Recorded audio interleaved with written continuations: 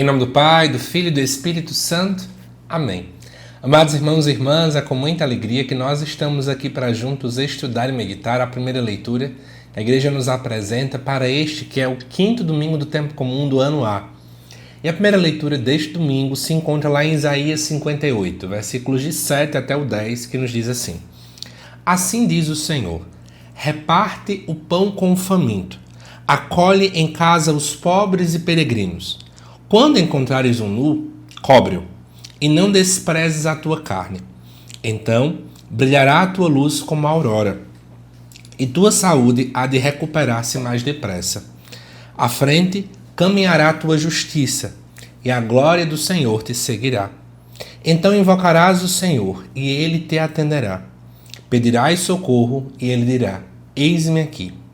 Se destruíres teus instrumentos de opressão e deixares os hábitos autoritários e a linguagem maldosa, se acolheres de coração aberto o indigente e prestares todo o socorro ao necessitado, nascerá nas trevas a tua luz, e tua vida obscura será como o meio-dia.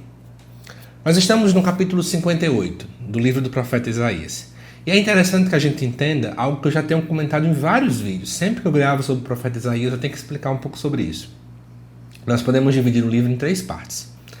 A primeira parte vai até o capítulo 39, a segunda parte vai até o 55, e aí 58 já está na terceira parte, que é o chamado Trito Isaías, ou Terceiro Isaías. E aí o que acontece, amados irmãos e irmãs? Essa terceira parte acontece no seguinte contexto histórico. O povo de Deus, que residia ali na região de Jerusalém, havia sofrido uma invasão da região, ou melhor, do Império Babilônico.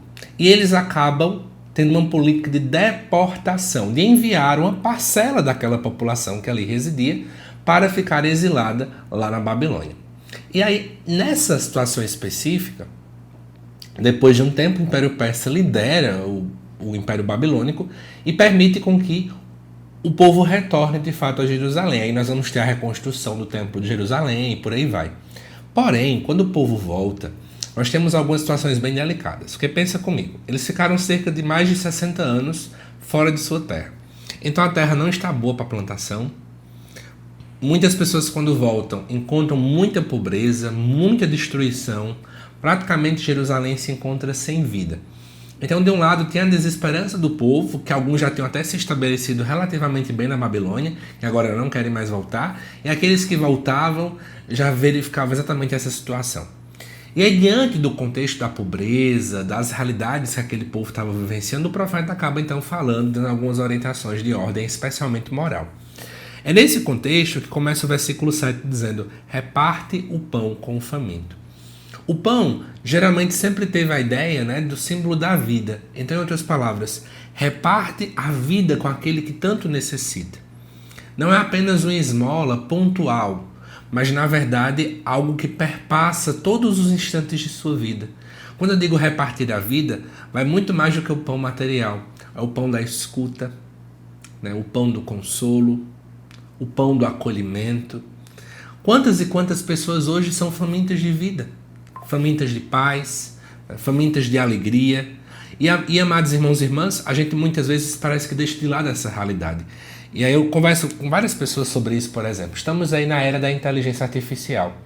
Quantas pessoas não têm mais tempo para ouvir o outro porque estão conversando com o IA? Preferem desabafar com o celular, que simula, e muito mal por sinal, uma pessoa, do que de fato se encontrar com seus amigos, do que se reunir com a sua família. Quantas pessoas estão aí carentes de amizades, carentes de uma palavra de conforto? E aí, amados irmãos e irmãs, continuando o texto, diz assim: acolhe em casa os pobres e peregrinos. Muitos, nesse retorno a Jerusalém, não tinham mais casas, porque no período de 60 anos, uma geração inteira se acabava, porque naquele tempo a expectativa de vida era na faixa de 40 anos. Então o que acontece? Nesse tempo, aquela pessoa que, deixou a sua mãe e foi para a Babilônia, quando voltava, sua mãe já não estava mais ali, então essa pessoa não tinha mais terras. Ou então a sua terra, que antes era boa para a agricultura, quando voltava não tinha mais. Então muita pobreza existia naquela região, e o profeta diz: acolhe. Mas o que significa acolher? Acolher, em primeiro lugar, significa abrir espaço. Eu abro espaço na minha casa, eu abro espaço na minha vida para que o outro também pertença. Mas ao mesmo tempo nós temos que assumir riscos. Assumo risco porque quando eu acolho alguém, eu não sei exatamente como vai funcionar essa acolhida. Aquela pessoa de algum momento, em algum contexto, vai fazer parte também de mim, da minha família, da minha vida. E é preciso assumir esses riscos. Mas acima de tudo, acolher implica em romper as indiferenças. Então eu não sou mais indiferente à dor do outro. Eu não sou indiferente à situação que o outro vive. Em um mundo, repito mais uma vez, de tanta tecnologia, temos nos tornado indiferentes. Pouco me importa se quem está no meio da rua está passando frio ou não, está com calor ou não. Pouco me importa se o vizinho está passando fome. O que importa é a minha família estar bem. O que importa é que eu esteja bem. É mais ou menos esse tipo de discurso que mais tem se repetido nos mais diversos lugares.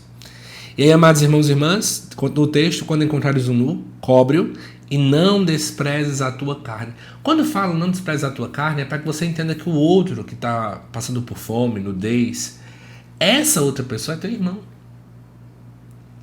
E quantas vezes a gente parece que esquece disso? Ah, mas não é minha família. Sim, meu irmão, minha irmã, mas eu também é filho de Deus. Então, nesse contexto, ele é meu irmão também. Então, faz parte da minha família também. Cuidado com essa visão que às vezes temos de só olhar para o nosso próprio umbigo. Eu esqueço que o outro que também está passando fome, ele não está longe de mim.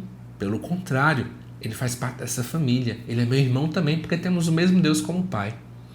Continuando o texto, versículo 8, o profeta então vai dizer: quando fizermos tudo isso, então brilhará a tua luz como a aurora. Então veja, a vida prática, aquilo que nós fazemos na prática, vai trazer luz ao nosso coração, né? E aí o profeta vai falar: você vai ter mais saúde, à tua frente caminhará a tua justiça, Deus vai escutar a tua oração no versículo 9, né? E aí, isso que está sendo colocado aqui é o profeta dizendo assim: olha, você quer ter uma vida correta?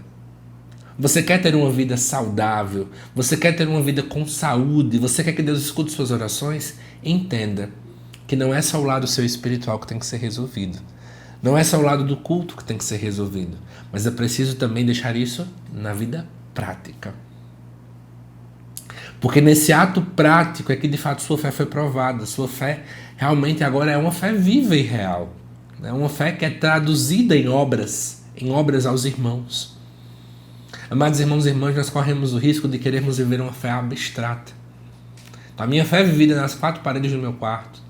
É uma fé que eu sinto o amor de Deus, mas que esse amor não é manifesto. É uma fé em que, com efeito, eu busco ver Deus no irmão, eu busco fazer a vontade de Deus, eu busco me colocar no lugar do outro. Como é que é a sua fé? Eu acho que vale muito a pena nós refletirmos hoje, através dessa primeira leitura, quem são essas pessoas que estão famintas ao nosso redor? Quem são essas pessoas que estão procurando acolhimento? Quem são essas pessoas que estão nuas ao nosso redor também? Não precisa ir muito longe, não. Às vezes, dentro da nossa própria paróquia, a própria comunidade, tem tanta gente passando fome. Não apenas fome de alimento material, mas de tantas outras coisas. Mas às vezes temos dado espaço à indiferença. Que o nosso Senhor possa quebrantar o nosso coração. Retirar de nós toda e qualquer indiferença neste mundo, para que a frieza, que às vezes nos preenche, possa dar lugar à graça de Deus. Essa graça que pode transformar o mundo. Que eu e você possamos permitir ser instrumentos de transformação. Se cada um de nós deixássemos a indiferença de lado, eu tenho certeza que o mundo seria diferente. Que Deus te abençoe, amado irmão, amada irmã. Te aguardo nos próximos vídeos aqui do canal. Até mais.